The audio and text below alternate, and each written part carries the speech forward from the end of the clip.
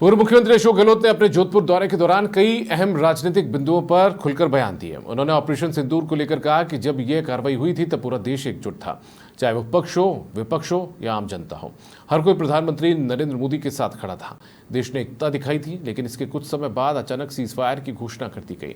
गहलोत ने सवाल उठाया कि आखिर इस अचानक सीजफायर का कारण क्या था।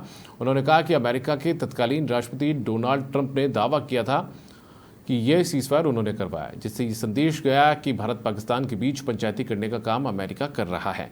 इतना ही नहीं, ट्रंप ने कश्मीर मुद्दे पर मध्यस्थता की पेशकश भी कर डाली, जिससे भारत की विदेश नीति और संप्रभुता पर सवाल खड़े हुए।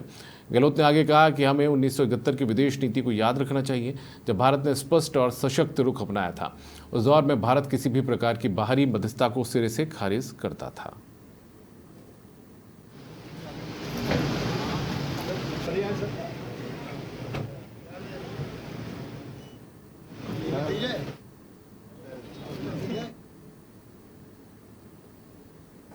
पूरा देश जानता है कि जो 1951 का जो कानून है आरपीए का, उसके अंतर्गत जैसे ही सजा सुनाते हैं, 2 साल से ज़्यादा सजा होती है, उसी दिन से उसकी सदस्यता, चाहे वो मेंबर पार्लियामेंट हो चाहे वो असेंबली मेंबर हो, उस स्वतः ही उसकी सदस्यता समाप्त हो जाती है। धारा 8(3) के अंतर्गत ये मालूम था यहाँ पर सभी को। उसके बावजूद भी स्पीकर साहब ने क्यों देरी की वो तो वो जाने, पर वो तो कानून कहता है कि जैसे ही आपकी सजा सुनाई गई कोर्ट में जिस दिन, उस दिन से मेंबर से समाप्त है बस।